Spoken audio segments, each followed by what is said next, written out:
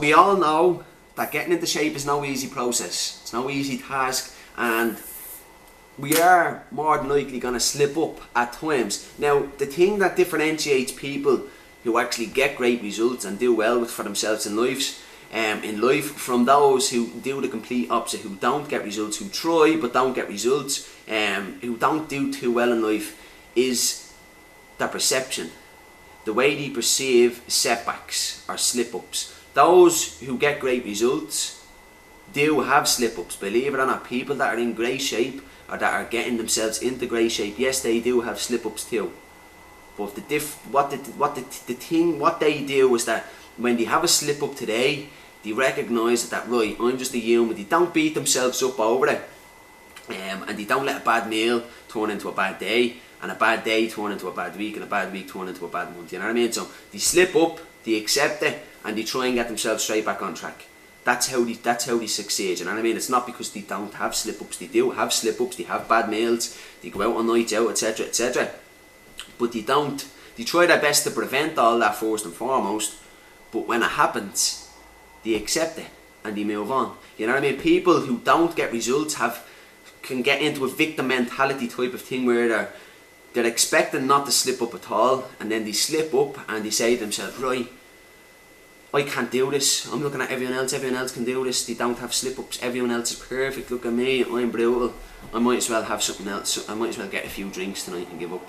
You know what I mean? So you have to be careful that when you slip up, you don't cultivate a victim mentality, or you don't let the victim mentality keep you off track. Accept the slip-up. So if it's a meal, let's say you have a fucking a chipper or something, someone orders a chipper in your house tonight and you end up having some of it, don't let that discourage you. Have it. Accept it, that everyone is only human, and then try and prevent it from happening again. Try and start the new day afresh and do what needs to be done. If you do that, you're going to produce great results. You know what I mean? So a tool to help you perceive setbacks, adversities and slip-ups from a more constructive and positive viewpoint, not just in regards to fitness, but in regards to everything in every area of your life.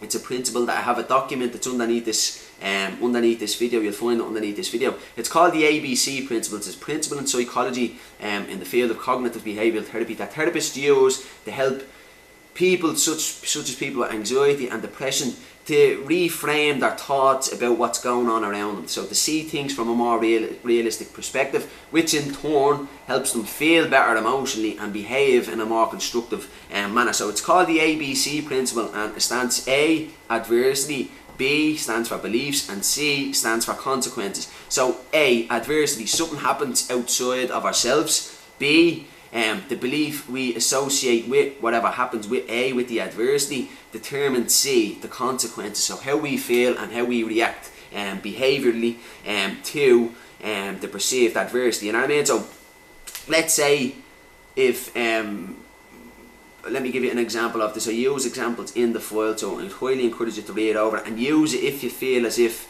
your mindset is your judgment is cloudy. But let's use an example.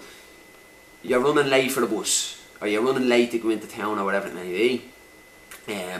Or let's use this one actually, adversity, right? So the adversity is you go into work and there's a letter from your boss on your table. Be in my office for 11 PM sharp.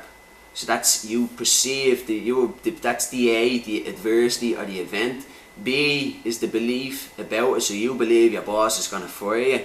As a result, C, as a consequence, you feel anxious, you feel nervous, you overthink it. Now, in reality, you could be promoting it, you know what I mean? So you don't know. So it's not necessarily the A, the event or the adversity that determines C, the consequences, or how you feel or how you react.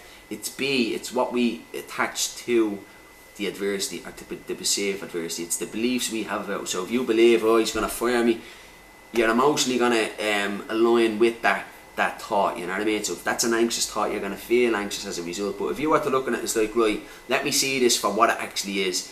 Have I gave my boss any reason to actually fire me? No.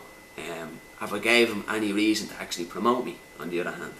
Well, maybe so. So when you start to see things differently, so when you change the B how you feel, see it as a consequence, and how you behave changes as a result. So this document is going to really help you, not only in regards to your fitness, but in every other area of your life. And basically what it says is that it's not what happens outside of us or to us that determines what happens internally, so how we feel or how we react to what happens. It's our beliefs about what happens. It's the way we interpret and perceive what happens that determines how we feel and react. And by changing how we interpret or perceive outside events, adversities and scenarios and stuff like that, as a result of changing our perspectives on those things, how we feel internally and how we react changes as a result. You know what I mean? So click below this video for the file, download it and use it if you need it. I'll talk to you all soon. Take care.